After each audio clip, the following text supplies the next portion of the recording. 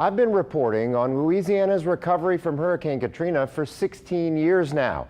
A lot of that time was spent looking into problems with the largest housing recovery program in American history, Louisiana's Road Home program. Now I've teamed with our partners at the Times-Picayune and the national newsroom ProPublica to find Road Home's biggest flaw and where it came from.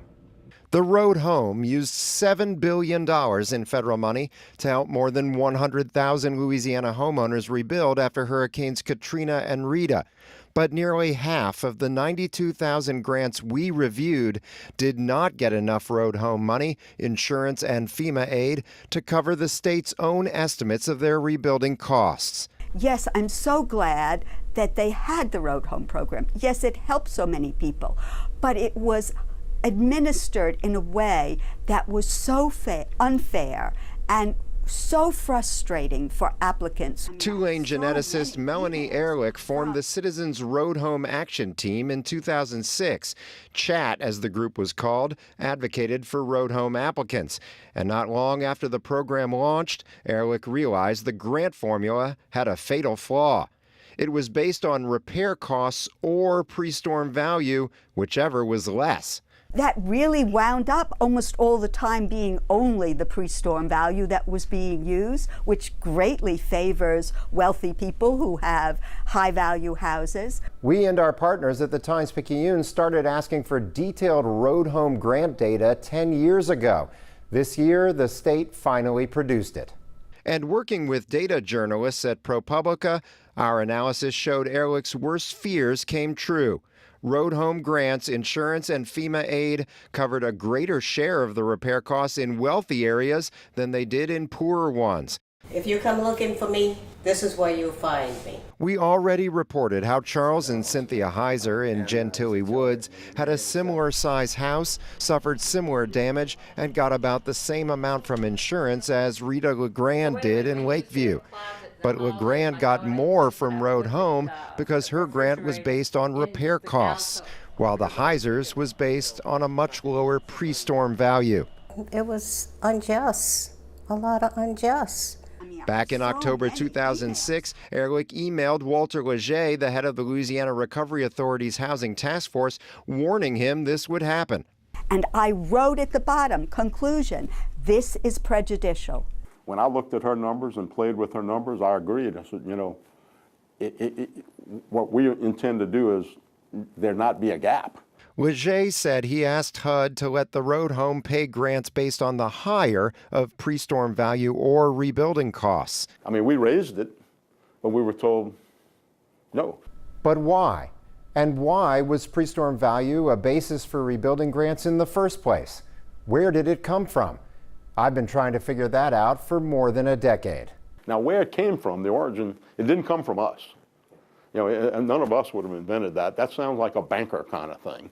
There was a banker who played a huge role in the origin of the Road Home, President George W. Bush's Gulf Coast rebuilding czar, Don Powell. Speaking to me by phone from Amarillo, Texas, Powell recalled exactly when he first heard about using pre-storm value, when Louisiana leaders came to his house in January 2006 to negotiate for more money from Congress so they could launch Road Home. Pre-storm value came into play because HUD let Mississippi and Louisiana compensate homeowners for their losses in 2005. The federal government doesn't allow that anymore, and states must reimburse storm victims for approved rebuilding expenses. Powell said pre-storm value came up after Katrina because of budgetary politics. Yeah, it was brought up by several folks. Part of it was brought up by some staff members in Congress. Louisiana, with a Democratic governor, wanted $14 to $16 billion to rebuild storm-damaged housing. The Republican White House and Congress had given them only $6 billion. Powell convinced congressional leaders to give Louisiana $4 billion more, but a key part of that was limiting grants by whatever a home was worth before the storm. I think that's one of the misfires. Attention was always, or the American taxpayers paying more than what the value was worth. Saddled with pre-storm value as a cap on grants, Louisiana leaders plan to offer affordable loans for homeowners who needed more money. But that fell apart in 2007. Instead, the state offered additional grants for low-income homeowners. We found those grants got them closer to their rebuilding costs, but still didn't put them on equal footing with wealthier homeowners. I'm saying that's the significance of your report, that it demonstrates that in communities, not just low income, but property appraisals, there's a significant difference. A HUD spokesman acknowledged shortcomings in the federal response to Katrina.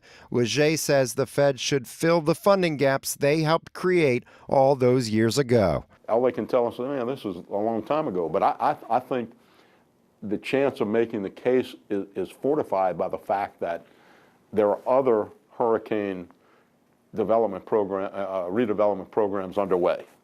There always will be. So I say let's take advantage, let's go fix it. The State Office of Community Development took issue with our analysis showing poor homeowners were shortchanged, but it didn't change our findings. The first executive director of the Louisiana Recovery Authority, Andy Copeland, declined to go on camera. In a written statement, he said the additional grants to poor homeowners were supposed to address poverty and discrimination, but now it appears that wasn't enough. He called that upsetting.